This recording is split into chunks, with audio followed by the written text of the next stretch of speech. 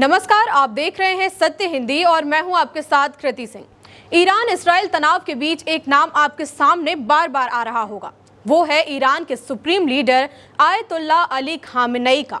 Khamenei को लगातार जान से मारने की खुलेआम धमकियां भी मिल रही हैं, तो खामेनेई भी जवाब देने में पीछे नहीं हट रहे। वो भी लगातार कह रहे हैं कि ईरान भी जवाबी हमले करने से पीछे नहीं हटेगा। लेकिन क्या आप जानते हैं कि ईरान में खामेनेई का इतना बोलबाला क्यों है और वो ईरान के लिए इतने जरूरी क्यों है? आखिर खामेनेई का इतिहास क्या है, देखिए हमारी इस रिपोर्ट में।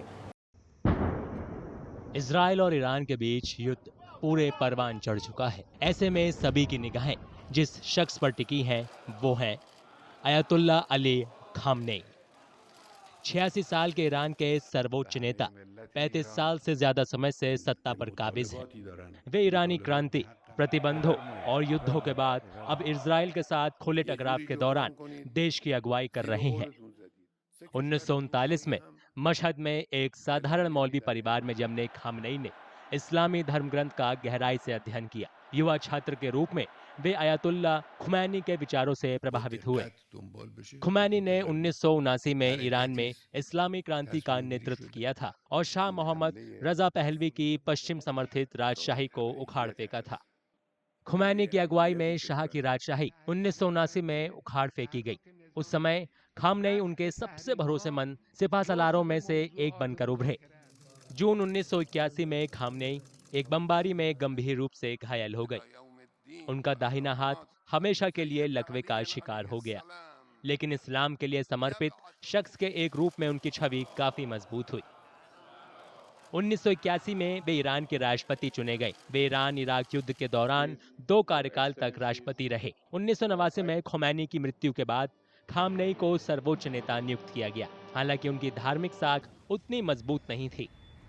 इसे देखते हुए ईरान के संविधान में संशोधन किया गया। अगले 3 दशक तक खामनेई सत्ता को मजबूत करते रहे। सत्ता में दशकों रहने के दौरान खामनेई ने ईरान में कई सुधारवादी विद्रोहों को कुचला। इनमें सबसे हाल में 2022 में हिजाब विरोध प्रदर्शन था। 7 अक्टूबर 2023 को हमास ने इजराइल पर हमला कर दिया। इसका असर तुरंत दिखाई दिया। इजराइल ने न सिर्फ गाजा में जवाब दिया, बल्कि ईरान के करीबी माने जाने वाले देशों को भी निशाना बनाना शुरू कर दिया। इससे खामनेई का दशकों से बनाया नेटवर्क कमजोर हुआ। पिछले हफ्ते इजराइल के ऑपरेशन राइजिंग लाइन के बाद बड़े पैमाने पर सैनिक संघर्ष शुरू हो गया। इस दौरान ईरान के परमाणु और सैनिक ठिकानों पर बमबारी हुई। खामनेई ने बुधवार को इजराइल के हमलों के सामने आत्मसमर्पण करने की अमेरिकी अपील खारिज कर दी। उन्होंने चेतावनी दी कि अगर अमेरिका सैनिक भागीदारी करता है तो उसे अपूरणीय क्षति होगी। रईस जमहूर आमरीका ज़बान पे तहदीद गशूده ما رو تهدید میکنه هم تهدید میکنه هم با یک بیان سخیف و غیر قابل قبولی از ملت ایران صریحاً میخواد که بیایید تسلیم من بشید. وقتی انسان این چیزها رو مشاهده میکنه واقعا تعجب میکنه.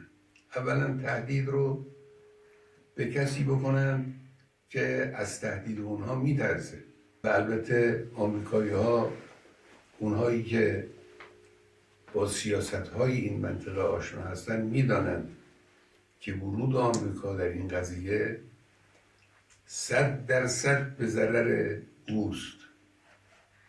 اونچه که او در این زمینه ضربه خواهد خورد به مراتب بیشتر است از اونچه که ایران ممکنه صدمه بخوره. ما تعرض به کسی نکردیم و به هیچ وجه تعرض احدی رو هم قبول نمی کنیم و تسلیم تعرض هیچ کس نمیشیم.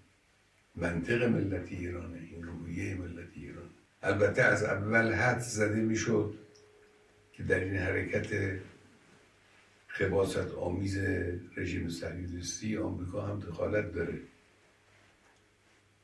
با این حرفای اخیری که اینها میزنن این هست روز به روز تقویت میشه. ملتی مجازاتی که ملت ایران و نیروهای مسلح ما برای این دشمن خبیث انجام دادن و دارن انجام میدن و برای آینده برنامه دارن مجازات سختی است و او رو دچار ضعف کرده. همینی هم که دوستان آمریکاییش وارد صحنه میشن و حرف میزنن نشانه ضعف و نشانه ناتوانی اوست. खामनेई ने 3 दशक से ज्यादा समय तक ईरान की राजनीति, विचारधारा और विदेश नीति को आकार दिया है। अब वे इसे ऐसे युद्ध के जरिए आगे बढ़ा रहे हैं जिसका ईरान के भविष्य पर गहरा असर पड़ने की संभावना है। ये थी ईरान के supreme leader ayatollah Ali Khamenei की पूरी कहानी, और यही वजह है जो ईरान को खामेनेई की बहुत ज़रूरत है। और जब ईरान अंदरूनी और बाहरी तनाव से जूझ रहा हो तो ऐसे में खामेनेई का महत्व और ज़्यादा बढ़ गया है। इतना तो साफ है कि अगर खामेनेई को ईरान इसराइल तनाव के बीच कुछ हो गया तो ईरान को भारी नुकसान हो सकता है। इस मामले में आपकी क्या राय है, हमें कमेंट करके ज़रूर बताइएगा। वीडियो अगर पसंद आया हो तो लाइक और शेयर करें, और अगर आप चैनल पर नए हैं तो सब्सक्राइब करें। फिलहाल के लिए इतना ही। देश दुनिया की बड़ी खबरों के लिए आप देखते रहिए सत्य हिंदी।